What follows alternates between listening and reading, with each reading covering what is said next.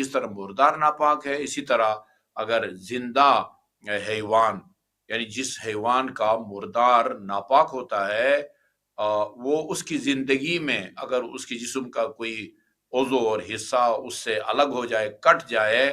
خدا نخواستہ کسی ایکسیڈنٹ میں، دھماکے میں انسان کا ہاتھ کٹ کے جو ہے نا وہ کسی گر جاتا ہے، انسان خود نہیں مرتا، بچ جاتا ہے، لیکن ہاتھ کٹ کے کہیں گر جاتا ہے، تو اس ہاتھ کے اوپر بھی جو کٹ گیا ہے بدن سے،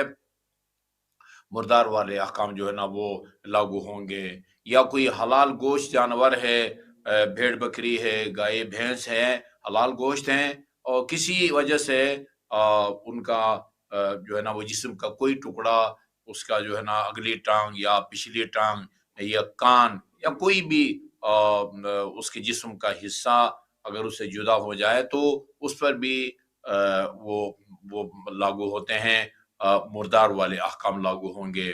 البتہ کچھ ایسی چیزیں ہیں کہ جو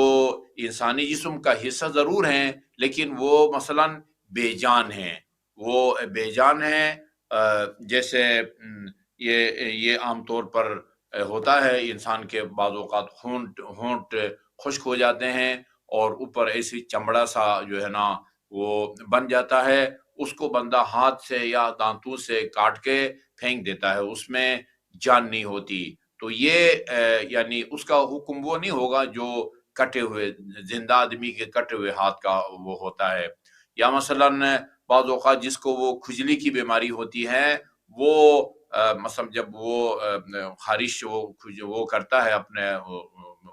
وہ کیا جب وہ خارش ہوتی ہے تو وہ اس کے کھرچنے کے دوران وہ کچھ جو ہے نا وہ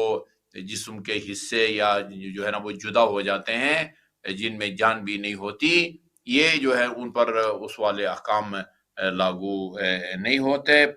یہ سارے کے سارے۔ یا مثلا جیسے بال جب کسی کے جو ہے نا وہ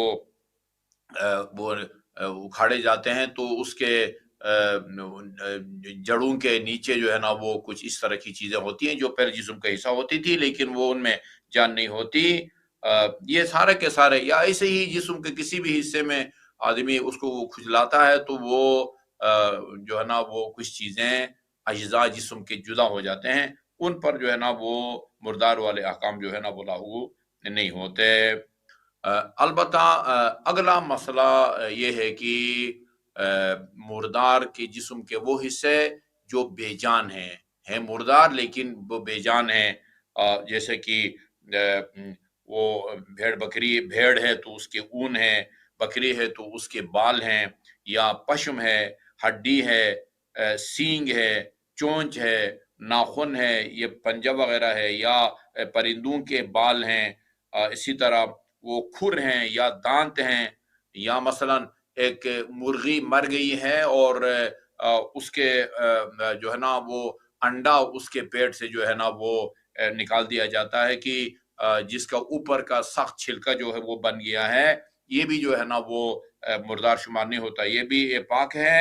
اب فرق نہیں پڑتا کہ یہ چیزیں جن میں جو بے جان ہیں جن کی فہرست میں نے بیان کی، وہ چاہے کسی حلال گوشت جانور کے ہوں یا حرام گوشت جانور کے ہوں، وہ ان کو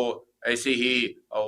پکڑ کے اکھاڑا گیا ہو یا کاٹا گیا ہو، یہ سب کے سب جو ہے نا اگرچہ مردار کے اجزاء ہیں لیکن چونکہ جان نہیں ہے اس لیے یہ پاک شمار ہوتے ہیں۔ یا البتہ وہ اگر جن کو اکھاڑا گیا ہے اگر وہ مردار کی کوئی رطوبت جو ہے نا وہ اگر وہ گیلا ہو گیا تو اس کی جڑ کو جو ہے نا وہ دھو کے پاک کر لینا چاہیے۔ یا تو یہ وہ چیزیں ہیں کہ جو جن میں چونکہ جان نہیں ہے لہذا وہ پاک ہیں۔ البتہ یہ ان حیوانات کے اجزاء کی بات ہو رہی جو نجس العین نہیں ہیں، جیسے یہ عام بلی، لومڑی وغیرہ یہ نجس العین نہیں ہیں، دو جو ہے وہ حیوانات جو ہے وہ نجس العین ہیں، یہ کتا نجس العین ہے، اسی طرح جو ہے نا وہ خنزیر بھی جو ہے وہ نجس العین ہے، یا مثلا یا یہ جو ہے نا ان کے حتیٰ بال بھی جو ہے نا وہ ناپاک ہیں۔ ہمیں امید ہے کہ یہ مومنین نے اس سے استفادہ کیا ہوگا، چونکہ یہ وہ مسائل ہیں کہ جو اکثر و بیشتر انسان کو پیش آتے رہتے ہیں۔